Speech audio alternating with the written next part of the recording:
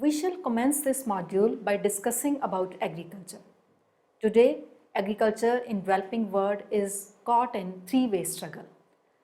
There is overwhelming pressure to transform the sector via market-driven forces towards the production of higher value-added non-traditional crops destined for exports and for urban areas.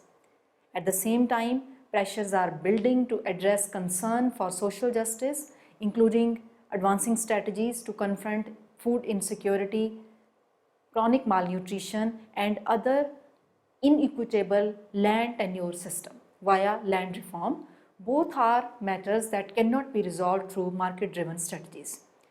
And third, there is a pressure to introduce more environmentally sustainable forms of farm management, including organic production, as issues of soil depletion, high use of pesticide, climate change, deforestation and desertification, soil compaction and increasing water scarcity are treated with greater consideration.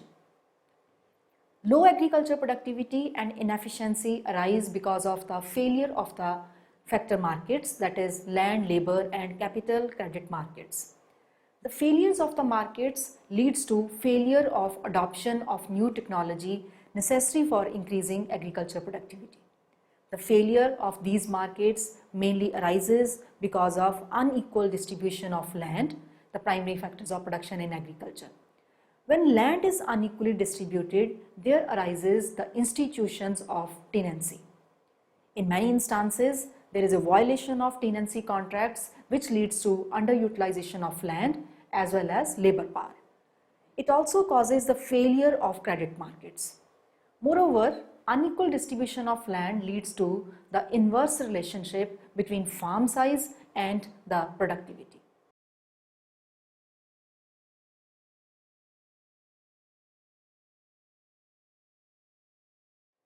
After studying this module, you shall be able to understand reasons for low productivity, know the nature of the green revolution, know the causes of green revolution, know linkages between new technology and sustainable agriculture, know the linkages between new technology and environmental degradation, know the policy suggestions for sustainable agriculture.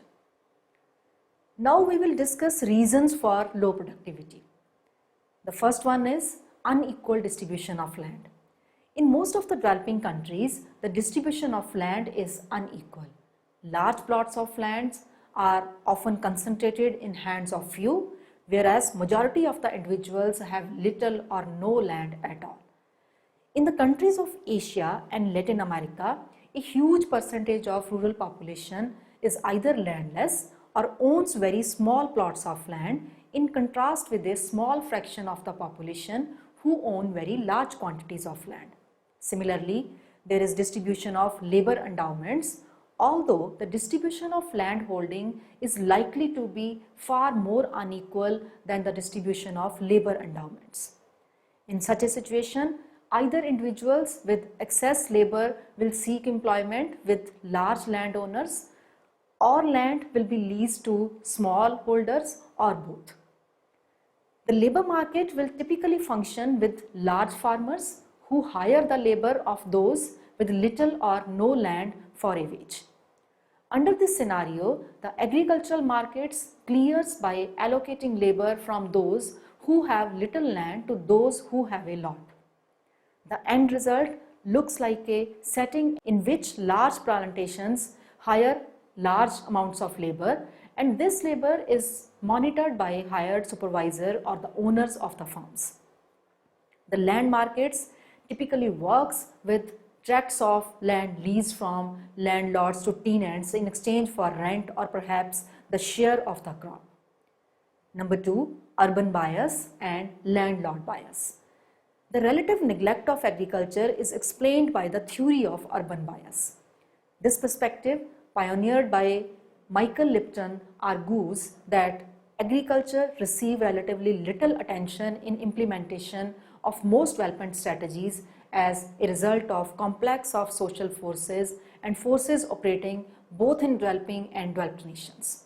As a rule, the leading economists, strategists and policy makers in less developed nations live in capital city and some other major urban area. They have relatively little contact and little knowledge of day-to-day activities in the rural sector.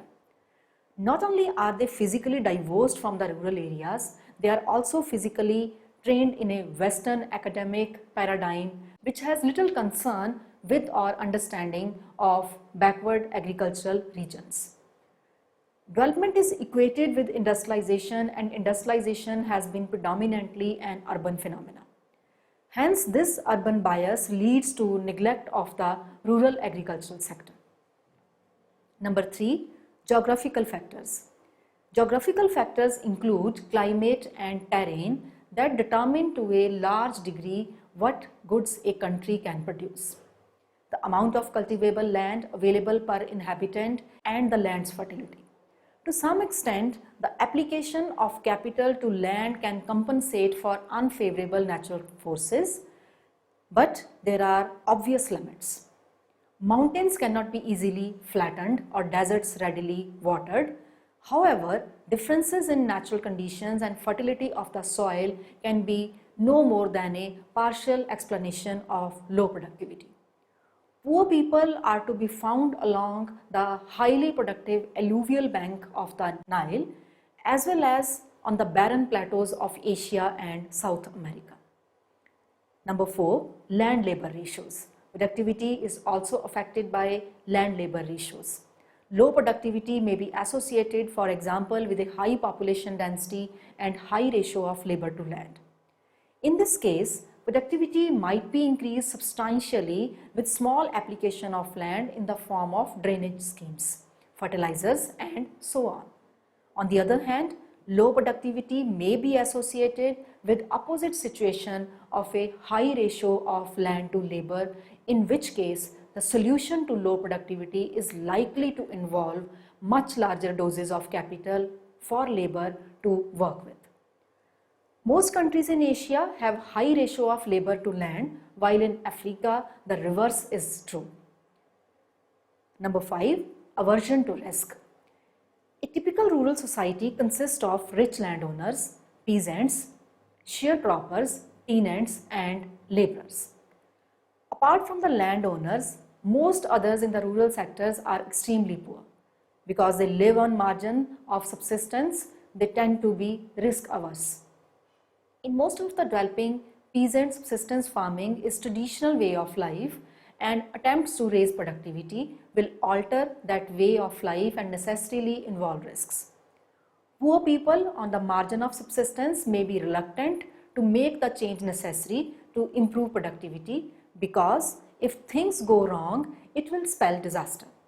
But even if poor people wanted to change the traditional ways of doing things, there are serious constraints of lack of access to credit to finance the purchase of new seeds, fertilizers, pesticides, drainage and so on.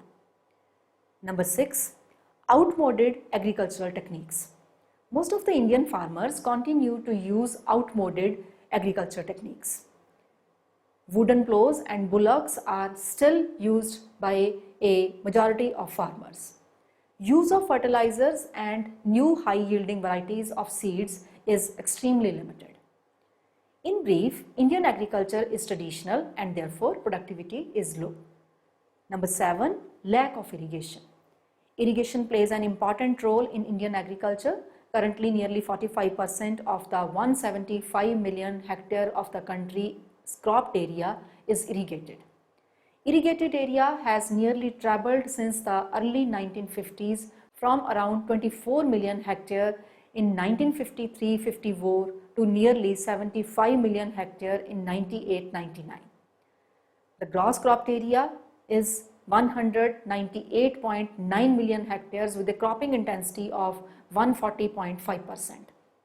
The net irrigated area is 63.6 million hectare in 2010-11 as per land use statistics.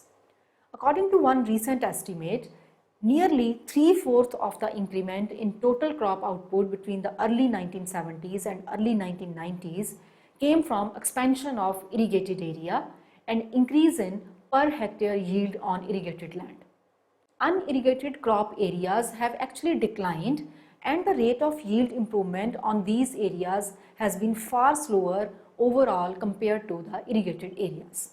This shows that even now about 55% of the gross cropped area continues to depend on rains. Rainfall is often insufficient, uncertain and irregular. Accordingly, productivity is bound to be low in all those areas which lack irrigation facilities and totally dependent on rains. Even in areas having irrigation facilities, potential is not wholly utilized because of effective management. The cost of irrigation are also increasing continuously, and the small farmer is therefore unable to make use of available irrigation facilities.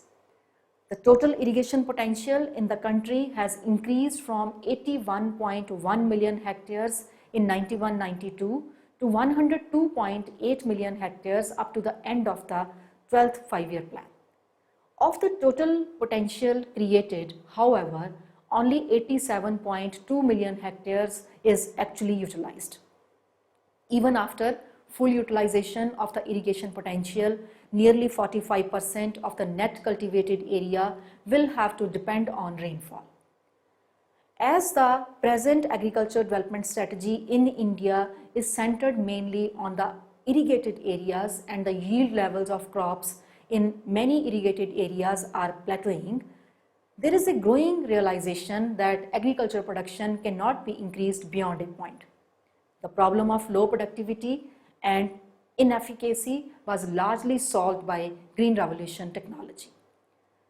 Let us now move on to the nature of the Green Revolution.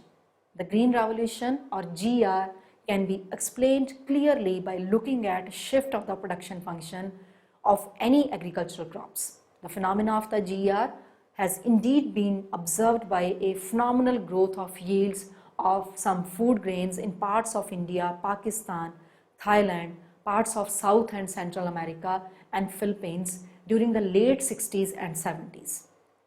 A noted American biologist, Norman Borlaug, is the father of GR in South Asia, India, who introduced GR to Mexico, India and Pakistan. During the last few years of the 80s, the food grain production in countries like India has surged ahead and yields of a number of food grains have indeed registered significant rise. 151.6 million tons in 1983 from 128 million tons in 1978-79. India is also exporting rice to the world market in recent years. Needless to say, such a transformation of agriculture in LDCs makes a very important contribution by improving the overall rate of economic growth, speeding process of structural change, improving nutrition, efficiency and productivity of labor, and leads to the general improvement of welfare.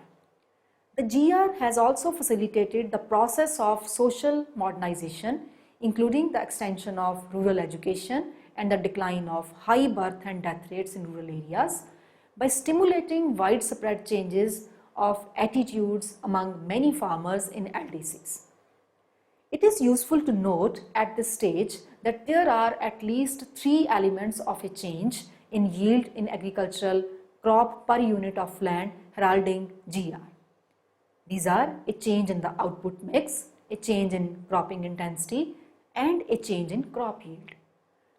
Technical change in underdeveloped agriculture can be classified into two broad kinds, which are biological and the mechanical. Biological innovations usually refer to factors that raise land productivity. Better seeds and use of organic fertilizers in right doses at the right time are useful instances. Mechanical innovations usually mean the use of more machinery like tractors and are frequently referred to as tractorization. The miracle seed, that is the new wheat and rice varieties, sometimes referred to the high yield variety, that is HYV, have been adopted by the farmers in some LDCs at high rates, especially in those regions where they are technically and economically superior to local types. In the Indian province, Punjab, the proportion of total wheat area planted to the new HYVs of wheat increased from 3.6% in 1966-1970, the rest of the year of introduction, to 65.6% in 1969-70. We shall now understand the causes of Green Revolution. A large number of factors individually and collectively have played roles in varying degrees of importance in the making of GR.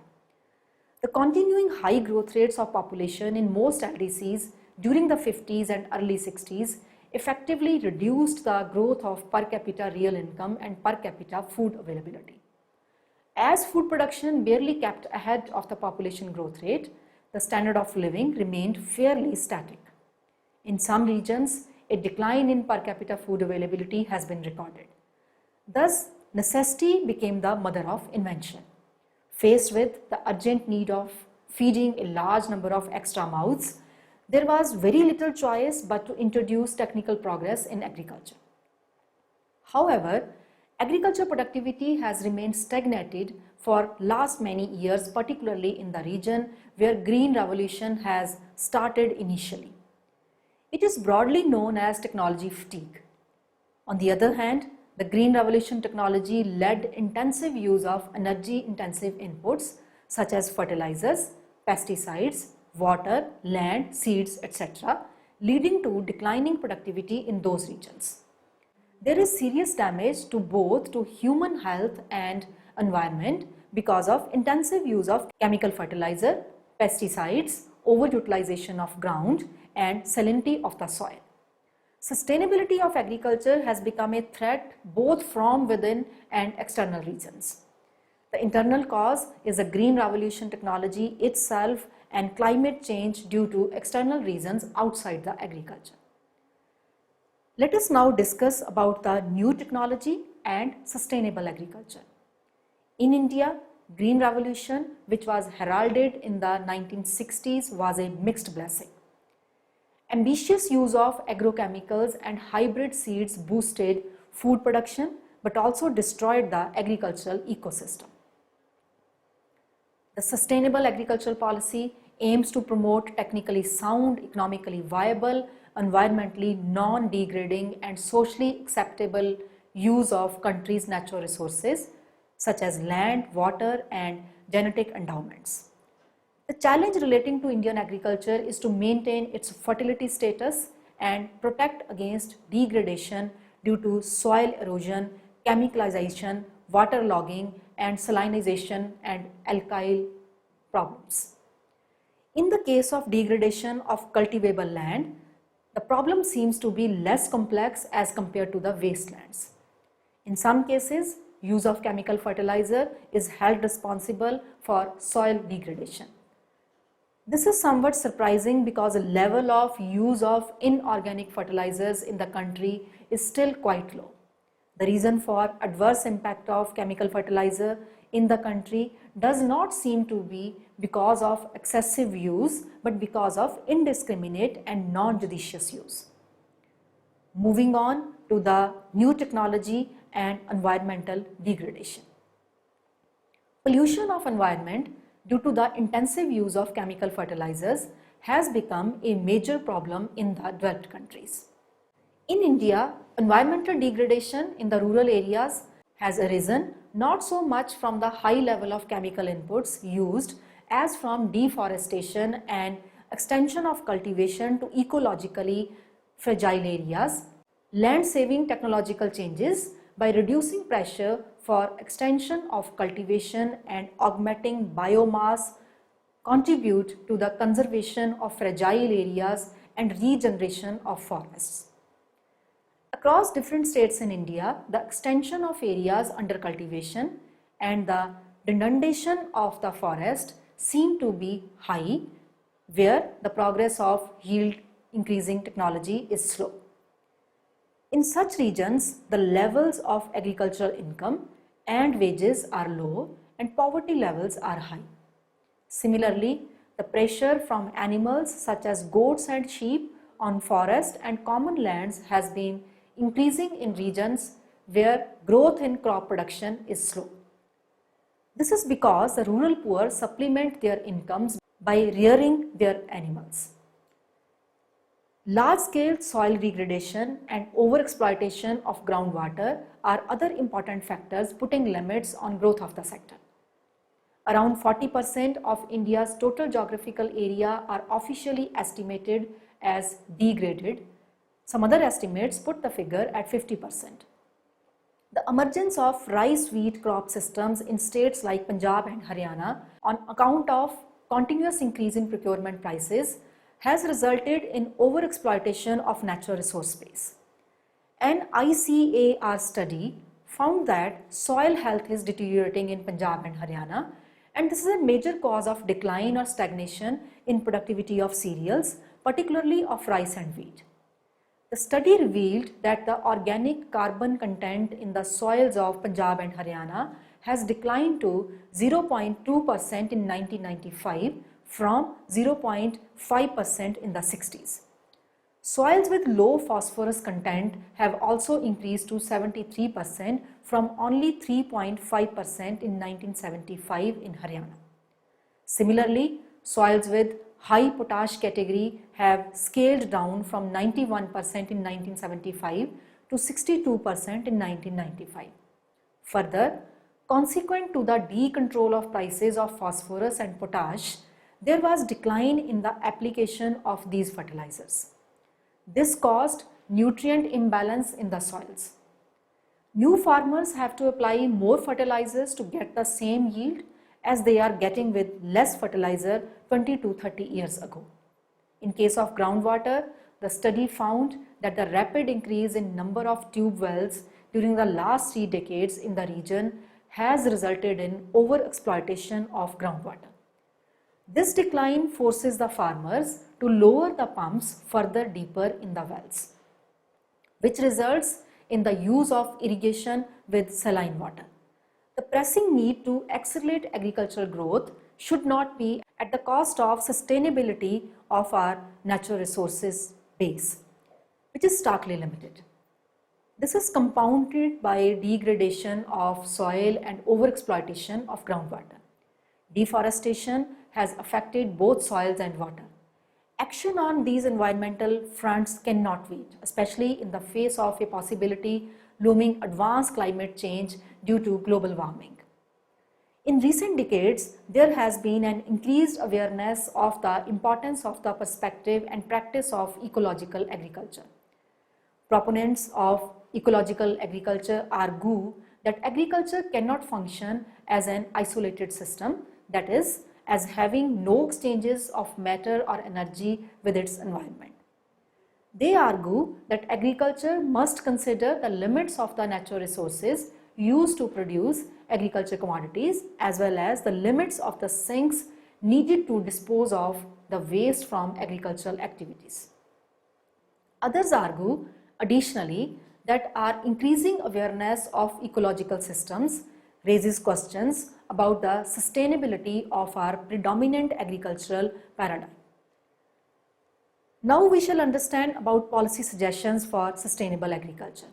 According to Nina and Chandrasekhar, sustainable agriculture can be achieved by economizing and where possible substituting external with local resources. For instance, legumes in traditional crop rotations were an inexpensive source of nitrogen, that is local resource, as against expensive synthetic nitrogen, that is the external resource. So also organic manures, which are less hazardous and expensive and labor intensive, have been increasingly discarded over the advent of chemical fertilizers. Research in and development of cost-effective technologies. Resource conservation in soil and water conservation. Shifts to sustainable alternatives, that is natural farming, watershed management, biological method of pest control and nutrient use. The accent on resource exploitation that characterized the Green Revolution based growth strategy has to give place to resource conservation using modern science and traditional wisdom.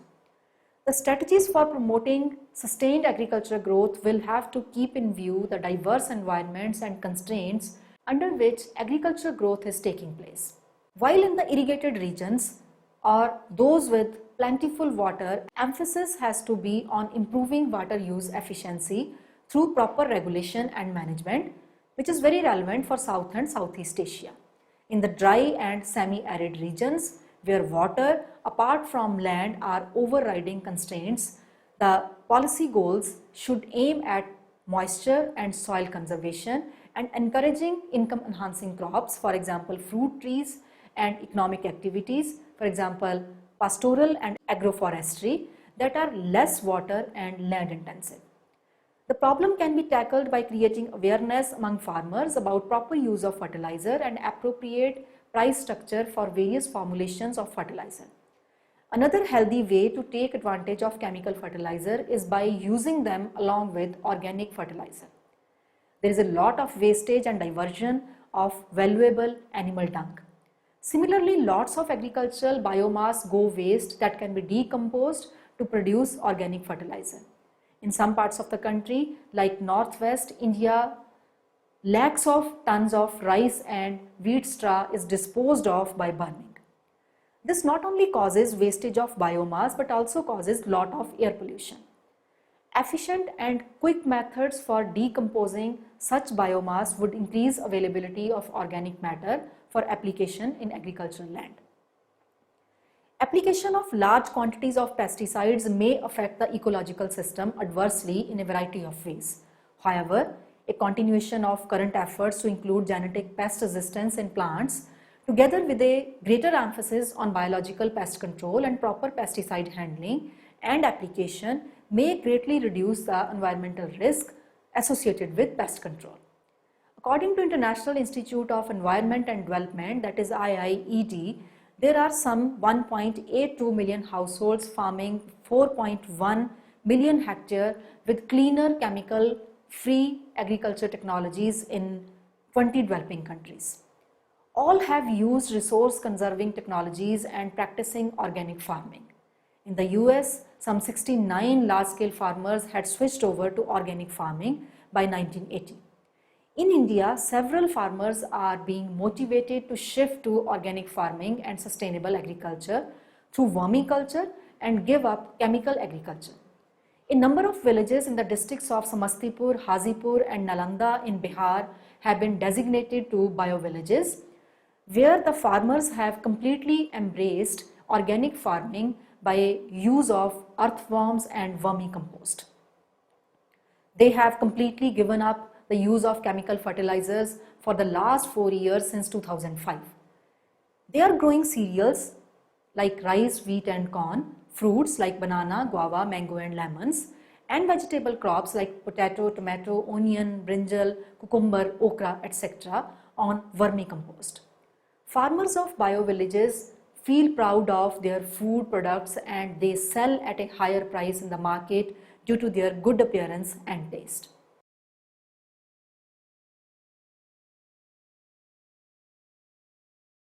Let us summarize what we have learnt in this module.